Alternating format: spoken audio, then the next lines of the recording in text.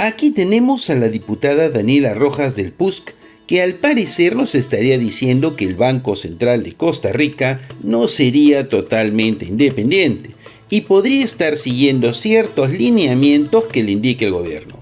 Por otro lado, prácticamente le exige al Banco Central que tome medidas para que suba el dólar y el colón pierda valor. Según ella, si el dólar sube y el colón pierde valor, la gran mayoría de la población se vería beneficiada. Lo que sus asesores deberían decirle a esta dama es que si el dólar sube, automáticamente los precios de todos los bienes subirán con él. No creo que los más pobres, a quien dice defender, se alegren con la subida de los alimentos, de la ropa, etc. Nos dice que el vicepresidente de la República se reunió con el presidente del Banco Central de Costa Rica y al parecer nos sugiere que eso le resta independencia al Banco Central. Pero luego dice que ella se ha reunido en varias ocasiones con el presidente del Banco Central también, lo que según su criterio también estaría mal. ¿Qué cólera da cuando los políticos manosean el lenguaje con tanto descaro? Finalmente, nos dice que son los pobres empresarios que ahorran y ganan en dólares los que se verán afectados. Eso es cierto, no ganarán tanto como antes, pero cuidadito señora, que ellos no son los más pobres en Costa Rica.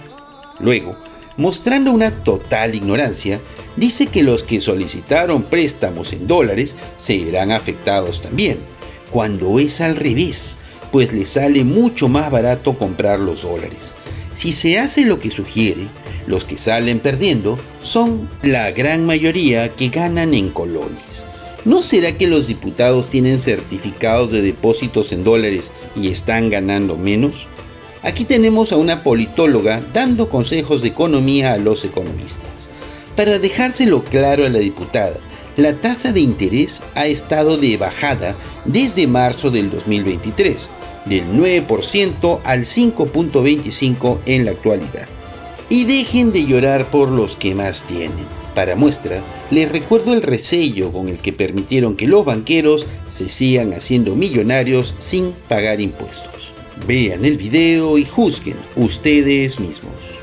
Quiero aprovechar una vez más en mi control político para referirme al tema del Banco Central y las decisiones que ha estado tomando en los últimos meses. Esto es un llamado respetuoso a la Junta Directiva del Banco Central que se reúne el día de hoy, para que en la conferencia de prensa que ya anunció el Banco Central, que tiene a las 6 de la tarde, le den buenas noticias al país. La tasa de política monetaria no afecta únicamente a las personas que ganan o pagan en dólares o que reciben dólares. Afecta absolutamente a todo el mundo. Afecta también a todos los costarricenses que tienen un préstamo y díganme, compañeros y compañeras, si no son la mayoría de los costarricenses que tienen un préstamo y que están pagando de más en sus cuotas mensuales por la política restrictiva, de la política monetaria restrictiva que está teniendo el Banco Central. Así que de verdad quiero hacer un llamado, aprovechar este espacio para que ojalá tomen en cuenta el llamado de esta Asamblea Legislativa. Esperemos que de verdad hoy exista esa reducción, sin cuentos ni excusas poco creíbles.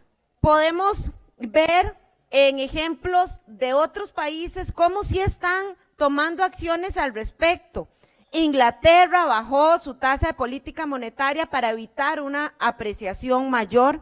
La Reserva Federal justo esta semana anunció que iba a existir un recorte de 0.25% en la segunda mitad del año.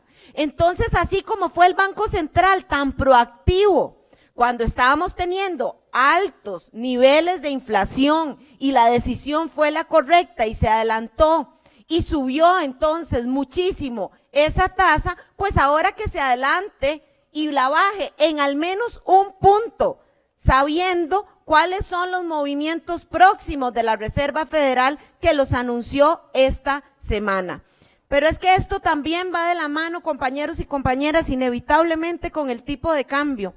Y lo que don Roger aquí, varias fracciones le consultaron, y dijo en múltiples ocasiones de su independencia y que él era independiente y que él era independiente, pero es que hubo una noticia esta semana que me llama la atención y nos pone a dudar. Entonces aquí tengo que hacer también un llamado al Poder Ejecutivo para que, si he estado conversando con don Roger, converse de una manera donde permitan que exista una intervención mayor para estabilizar el tipo de cambio.